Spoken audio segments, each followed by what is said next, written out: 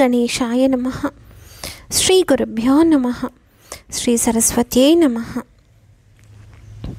राष्ट्रीय संस्कृत संस्थानं नवदेहली। संस्कृत स्वाध्यायः प्रथमा दीक्षा संभाषणम्।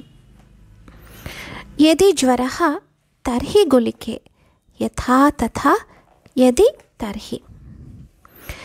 अखिलः, राजेशः किमर्थम् अद्य कार्यालयं नागतवान्? माधुरी, अद्य प्रातः आरभ्य तस्य महान् ज्वरः अस्ति भोः, अतः सः शयनं कृतवान्। अखिलः, किं सः निद्रां कृतवान्? तस्मै भवती औषधं दत्तवती खलु? माधुरी, इदानीं सः औषधं पीत्वा निद्रां कृतवान्।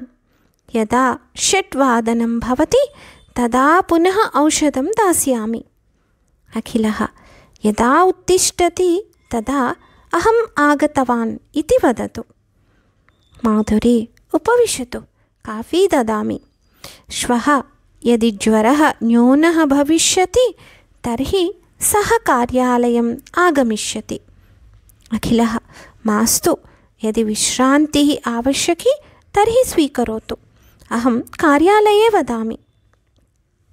माधुरी, यदा ज्वरः भवति तदा किमपि सः न स्वीकरोति, अतः निश्शक्तिः भवति। अखिलः, अहम् आगच्छामि, तं सूचयतु।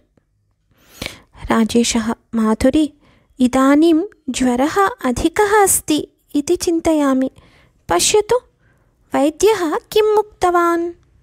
माधुरी, यदि ज्वरः अधिकः अस्ति तर्हि गुलिके ददातु इति उक्तवान्।